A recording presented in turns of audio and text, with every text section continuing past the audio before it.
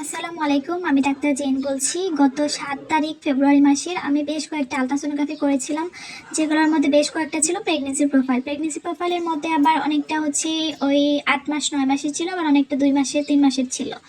তো আমি ভাবলাম যে একটু শেয়ার করি যে কয় মাসে বেবির হার্টবিট আসে, কয় মাসে হচ্ছে বোঝা যায় বাচ্চা, সেটা আর কি নিয়ে শেয়ার করার জন্য আসলাম। আর আমি এখন নিয়েছি ৮ সপ্তাহের একটা আলট্রাসোনোগ্রাফি রিপোর্ট। আর আপনারা রিপোর্ট দেখে কিভাবে বুঝতে পারবেন যে এটা বাচ্চা ঠিক আছে কিনা, হার্টবিট কীরকম, ওটা আর কি শেয়ার করব।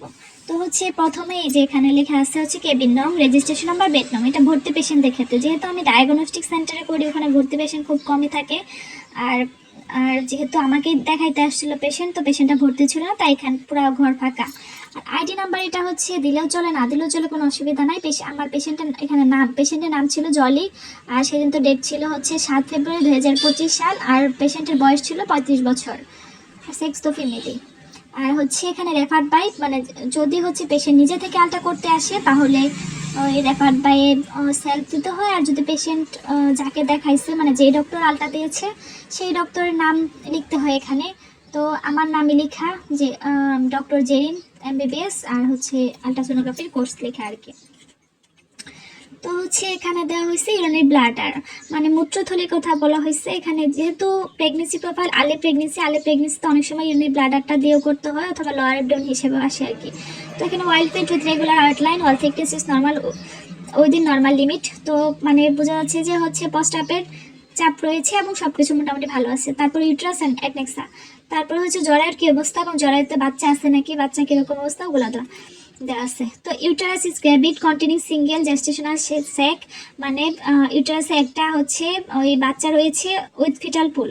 অবশ্যই বাচ্চার হচ্ছে ওই মাথা হাত পা রয়েছে CRL, মানে ক্রাউন রাম লেন্থ, মানে এটার হচ্ছে বাচ্চার হেড থেকে বাটক পর্যন্ত লেন্থ আর কি। তো এটা আমি পেয়েছি 19.5 মিলিমিটার।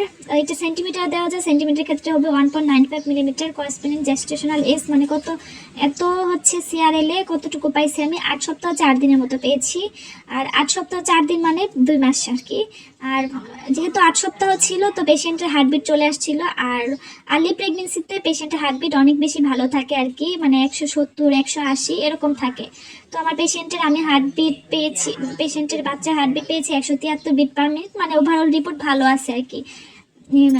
আর এখানে না বুঝলেও চলবে, বাট আপনাদের বোঝার জন্য শুধু হচ্ছে যে CRL ক্রাউন রাম লেন্থটা বুঝতে হবে। আর হচ্ছে এই 8 সপ্তাহ 4 দিন মানে কতদিন জেস্টেশনাল এজ কতদিন ওটা, আর হচ্ছে ফিটাল হার্ট রেট মানে বাচ্চার হার্টবিট রিসপন্ডন কতটুকু।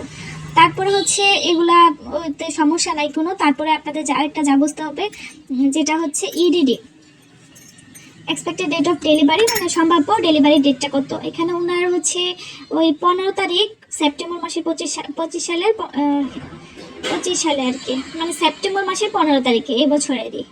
আর ইমপ্রেশন মানে হচ্ছে কমেন্টটা কী করবো আমি, reporting A case of 08 weeks, মানে 8 সপ্তাহ 4 দিনের সিঙ্গেল লাইভ প্রেগনেন্সি, মানে একটা জীবিত প্রেগনেন্সি আর কি, ওটাই আর কি। তো হচ্ছে আর এখানে তো সিগনেচার, যে ডক্টর থাকবে ডক্টর সিগনেচার, তারপর ওনার ডিগ্রিওগুলা। আর এই পেশেন্টটার যেটা ওই ইয়াটা আর কি, ওই প্রিন্টের কপিটা আর কি। তো এই যে যেটা হচ্ছে এটা হচ্ছে স্যাক, মানে এই যে এটা হচ্ছে জরায়ু, এই পুরাটা যেটা গোলটা দেখতে পাচ্ছেন জরায়ুর ভিতরে এই যে এটা দেখা যাচ্ছে না, এটা হচ্ছে স্যাক।